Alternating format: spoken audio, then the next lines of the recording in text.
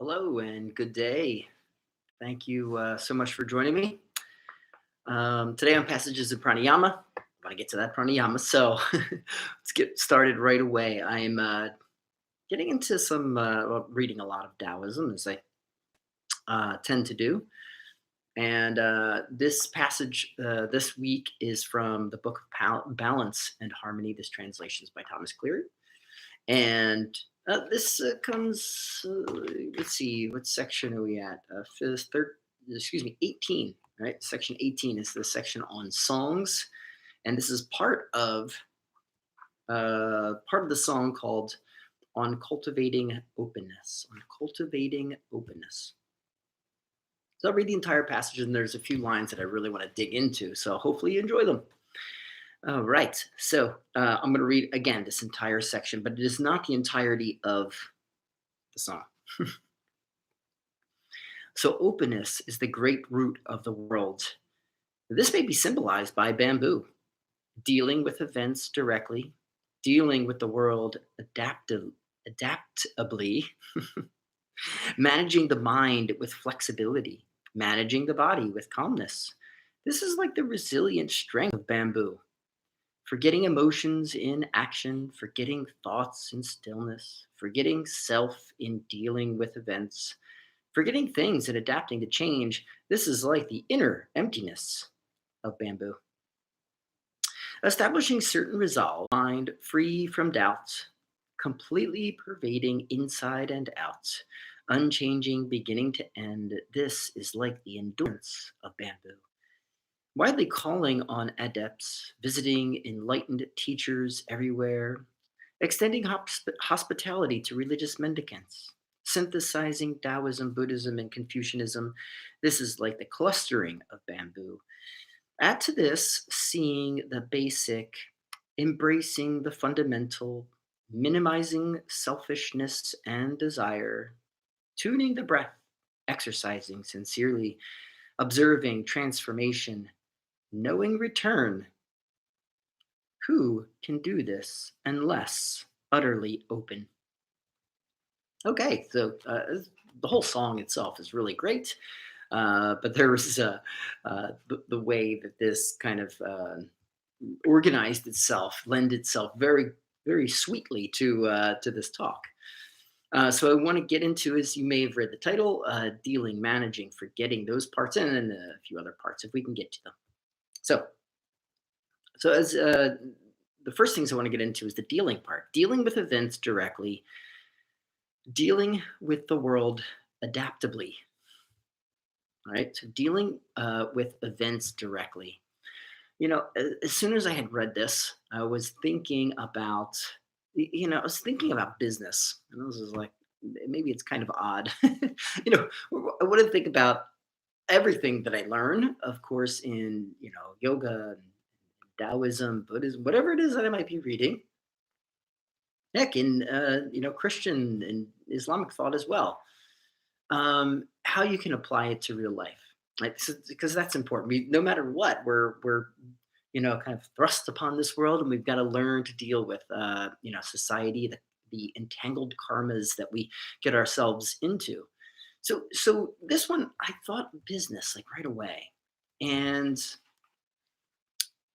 you know, yoga is like an odd thing. I want to so deeply to give it away. I always thought, if I could just win the lottery, I just be like, all right, I'm just teaching for free, and that's going to be it. This is exactly what I want to do.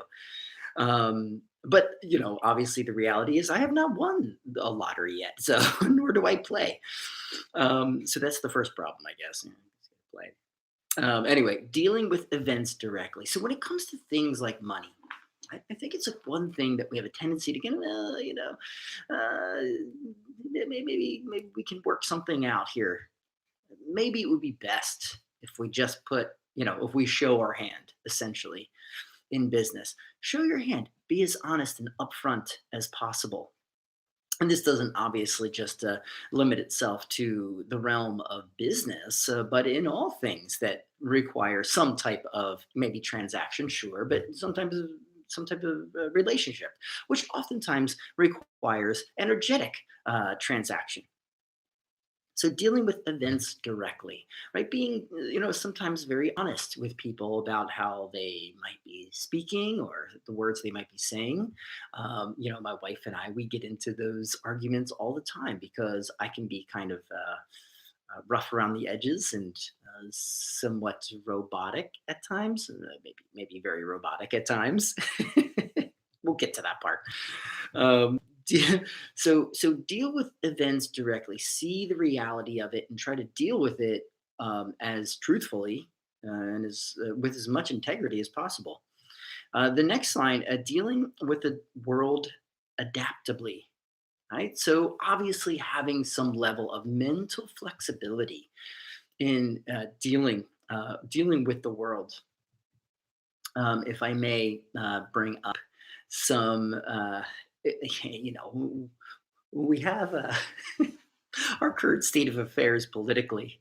There's a tendency for me to kind of get into it with, um, those who I don't want to say disagree with me. Maybe, those who don't see the reality of it, or kind of adjust or maybe malign a truth truth enough so that it fits their worldview.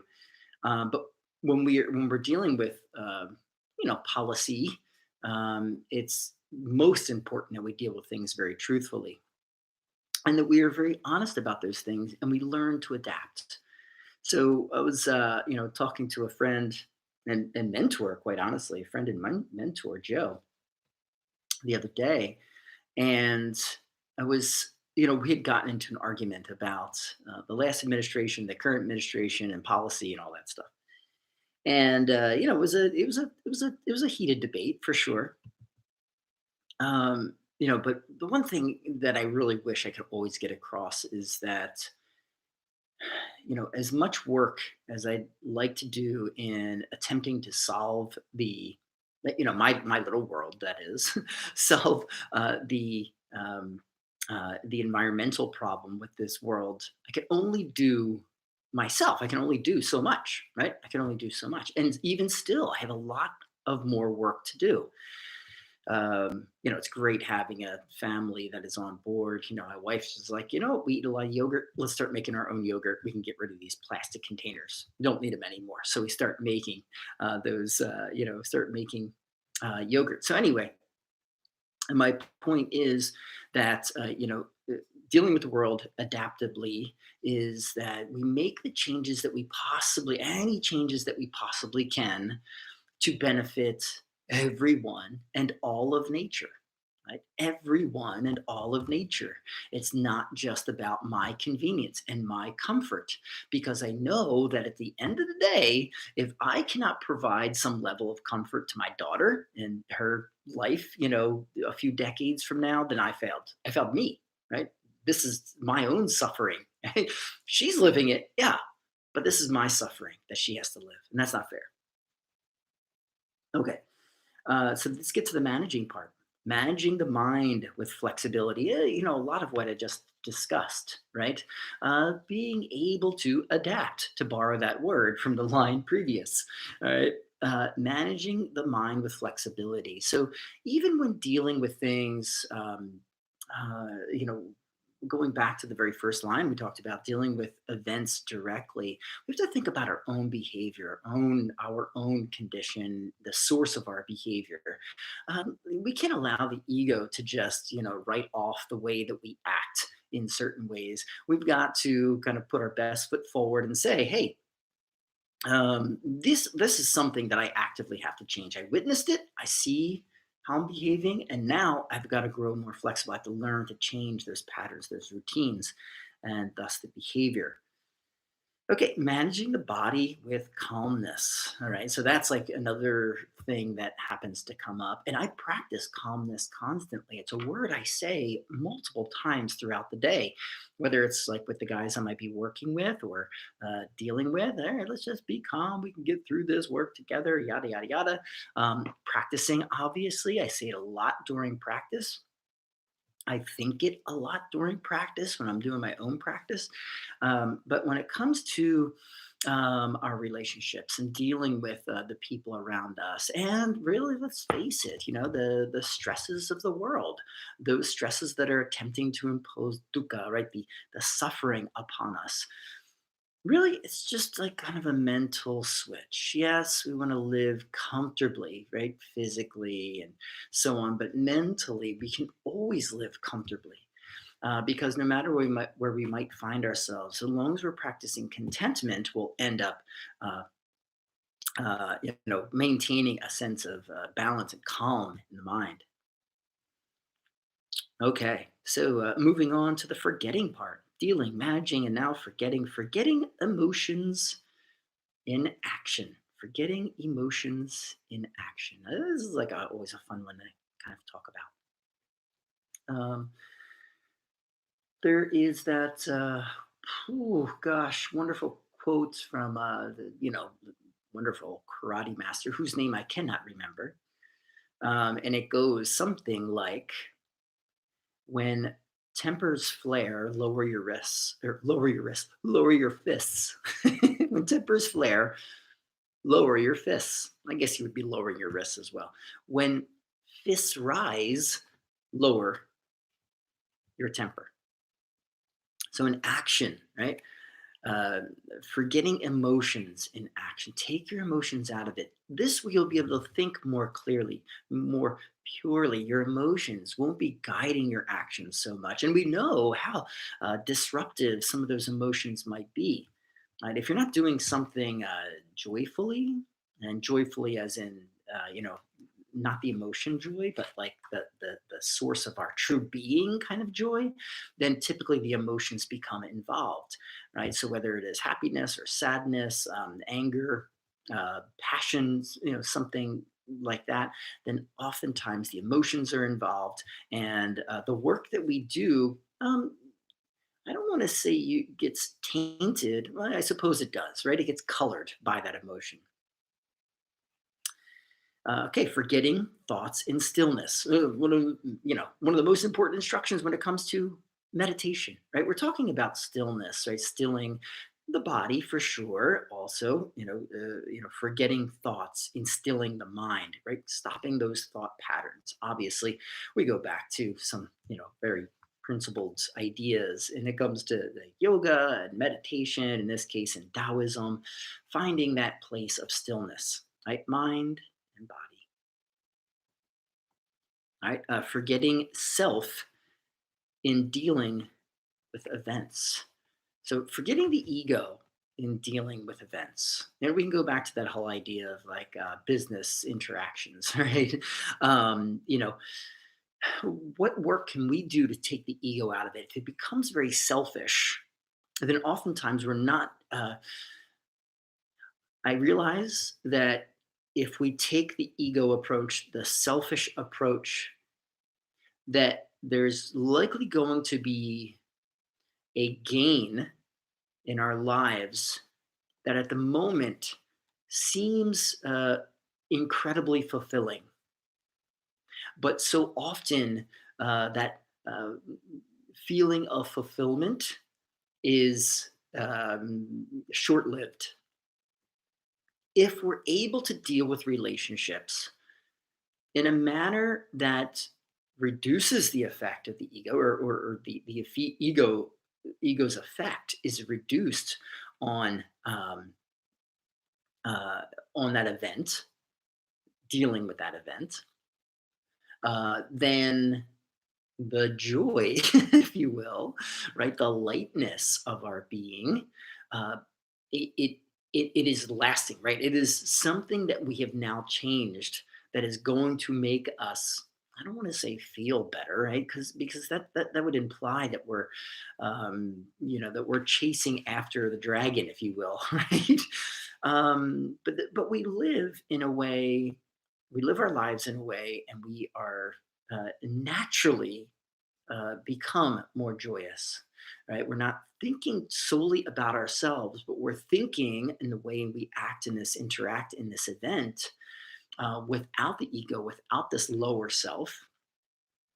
And as we do, we end up, you know, kind of coming to a conclusion within that event by considering nature, considering all beings everywhere. Okay. Okay. Forgetting things and adapting to change. Forgetting things and adapting to change. Oof. Okay. So this is actually can be pretty deep when we think about this. Forgetting what are these things? These things essentially are our condition, right? These are um, uh, our the source of our behavior is how we've been conditioned in the past from past events, teachers, parents, so on and so forth. This is our current condition. That's the things that we're trying to forget, right? So it says forgetting things and adapting to change. So the one thing that keeps us stuck, that keeps us from evolving, is our current condition, right? And again, this comes up in Buddhism and in yoga at all, right? So whether it's Vedanta, Patanjali's yoga, Sankhya philosophy, don't matter. Um, it is this condition that kind of keeps us bound, right? So forgetting these things, right? I think as it says, forgetting things and adapting to change. So as the world it continues to evolve, nature continues to evolve. We're going to be able to become more flexible and adapt more immediately to other people's karma within our world, so long as we can limit or reduce or eliminate the effect of our current condition in that situation to help us think more clearly, right? Okay. And I just want to address two last things here, two last lines. Minimizing selfishness and desire, pretty simple. And this is going to be the source of our meditation today. Tuning the breath, exercising sincerely. All right. So tuning the breath, obviously, this is something we're going to do, and exercising sincerely. Right? So, whether it's actual exercise or if it's just breathing or meditating, right? Doing so with a certain level of conviction so that you come out of it with, whether you might deem it successful or not, it's always fruitful. It's always going to get us to the next step. Okay. All right. So, sit up nice and tall. Really, what I want to do today is Samavriti Pranayama, right? So it's not going to be uh, difficult, that's for sure. All right, and some of the themes that had come up here, right? Minimizing selfishness and desire, right? So it's almost um, this is we're using language here, right, to kind of reinforce a certain idea. All right, so we can use language like I always like to think so um, you could do things like my practice, my daily living is to be kind, breathing in, right? I am kind, right? Right, the world is kind, exhaling, the world is kind, breathing in, I am kind, exhaling, the world is kind, right? In this case, though, the selfishness, right? I am selfless, right? Breathing in, I am selfless, right? Exhaling, others are giving, right? So we're going to go through about, dozen or so repetitions, right? I am selfless, right? Others are giving, right? Deep breaths, all right? You just sit up tall, ears, shoulders, hips align. We're trying to reinforce this idea. I am selfless. Others are giving. Close your eyes if you'd like. Rest your hands where they may. Again, ears, shoulders, hips align. Relax your face. Inhale and exhale. Right? You can say maybe quietly to yourself or just internally. Right? Inhaling, I am selfless. And exhaling, others are giving. Inhaling, I am selfless.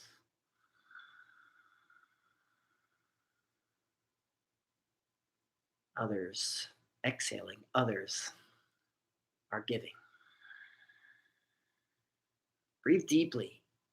And maybe you're saying those words out loud.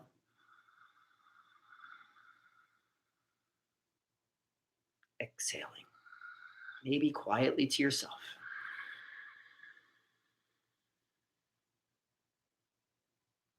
Inhale.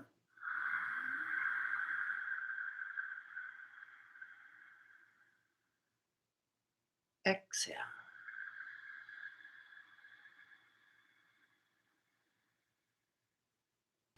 Inhale. I am selfless. Exhale. Others are giving.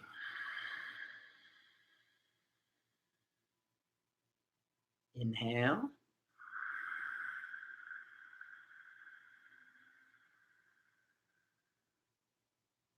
Exhale.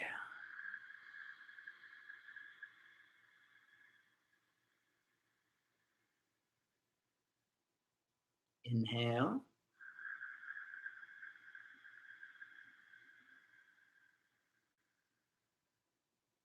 Exhale.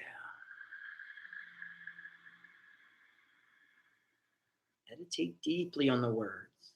Inhale. I am selfless.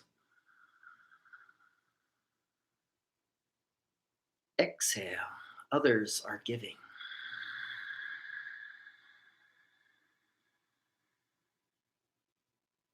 Inhale.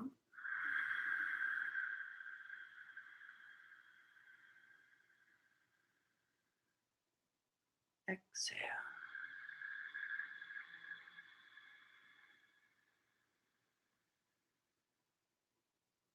Inhale.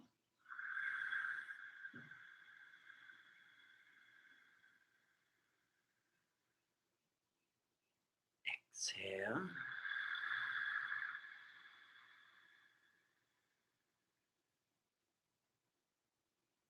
Last one. Inhale. I am selfless. And exhale. Others are giving.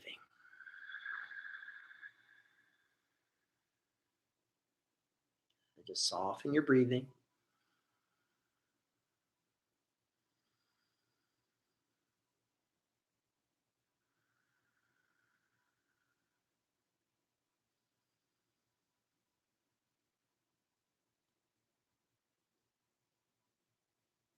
Move to an exhale. Deep inhale, shoulders rise. Exhale out through your mouth. Shoulders roll back and down. Well, thank you so much for joining me. I really appreciate it. Go about your day, hopefully refreshed, renewed. All right. Peace. Take care of yourself. Take care of others. Have a great day.